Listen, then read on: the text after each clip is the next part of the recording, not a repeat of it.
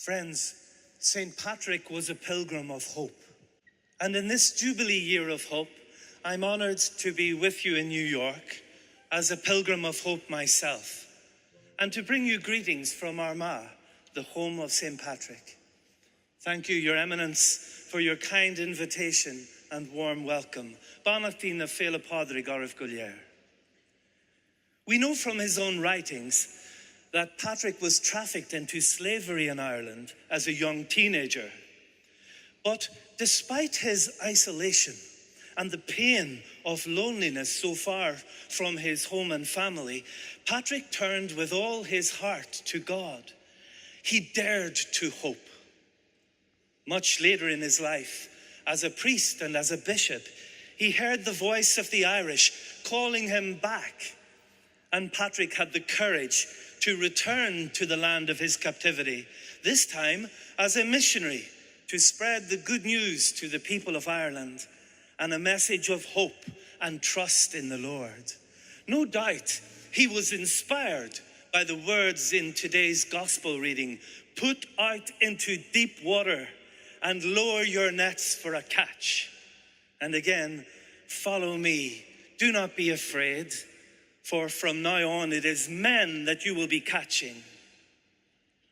When I was ordained a priest, I chose for my ordination card a verse from Psalm 31. "Be strong, let your heart take courage, all who hope in the Lord."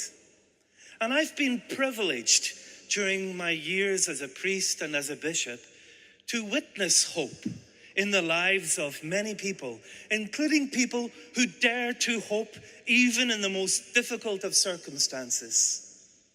Friends, nowadays, there seem to be so many reasons to give up on hope.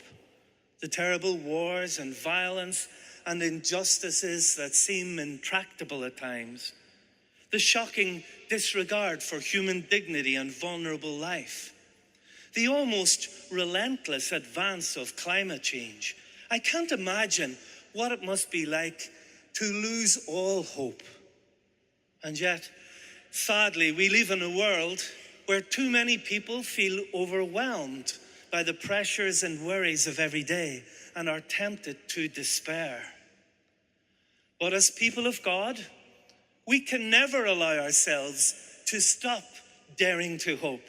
That phrase, "to dare to hope," comes from chapter 3 of the Old Testament book of Lamentations, where it says, "I still dare to hope when I remember this. The faithful love of the Lord never ends. His mercies never cease. Great is his faithfulness. Therefore, I will hope in the Lord."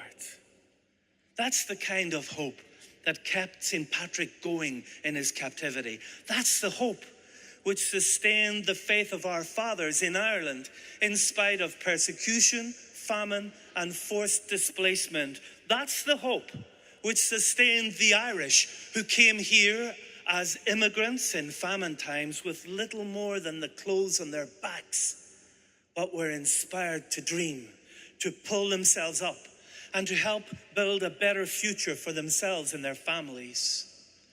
The Christian hope which we celebrate during the Jubilee year is much more than human optimism. It's a hope forged in adversity, which confronts the difficulties of this life with eyes fixed on the risen Lord. I've been thinking today as I came in about those who built the two beautiful cathedrals of St. Patrick, here in New York, of course, and back home in Armagh. Both cathedrals were constructed in tough times, largely from the pennies of the Irish at home and in the diaspora. The two cathedrals were both opened in the 1870s, just 6 years apart.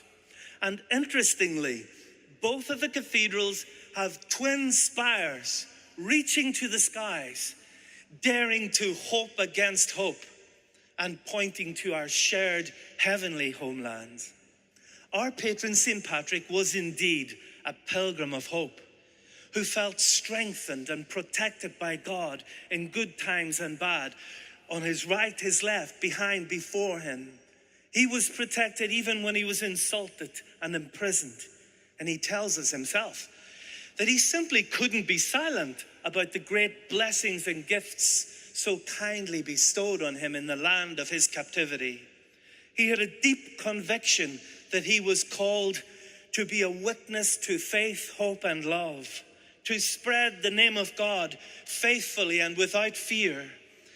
Patrick believed that the work of a missionary was a holy and wonderful work, something for which he was prepared to willingly give up his life. No doubt our ancient ancestors would have spoken about Patrick in the same words as those of the prophet Isaiah in today's first reading. How beautiful on the mountains are the feet of the messenger who announces peace, who brings good news and announces salvation. I've been thinking a lot about peace during my pilgrimage of hope here these last few days. On Friday, I traveled to Capitol Hill in Washington, D.C. to reflect with my good friend, the Church of Ireland, Archbishop John McDowell, about the unfinished work of peace and reconciliation in Ireland. Many of the young adults who were attending our talk had little or no memory or knowledge of the violence and conflict that happened on the island of Ireland. And I thanked God for that. And for the fact that the beautiful island of St. Patrick is no longer making the headlines because of death and destruction on our streets. Thanks be to God. But one young man took me aside afterwards and he said, Archbishop, we need to speak more than ever about peace and reconciliation and fraternity in the world. Because our world at the moment seems more fragile and fragmented than ever. There's more talk now about rearmament among nations than about the needs of the hungry and the common good. And I sensed in his words a yearning for hope. And yesterday I had a really moving moment when I visited Ground Zero 9/11 Memorial with a group of young people from St. Paul's High School in Bessbrook in Armagh. And one of the young girls asked me, Archbishop, could this happen again? And I said, you and I must have hope in God. We must work and pray for peace to make sure that it never does. Friends, as sons and daughters of St. Patrick, somewhere deep inside all of us, the voice of God is challenging us to be pilgrims of hope in this troubled world. And I pray this St. Patrick's Day that every one of us here will have the courage and strength to be fearless ambassadors of hope and charity, to be energetic peacemakers, to be compassionate carers for the sick and the lonely, faithful stewards of God's creation, strong protectors of life, generous helpers of the poor and the marginalized, and welcoming friends for those who, like St. Patrick and so many of our Irish ancestors, are forcibly displaced from their homeland.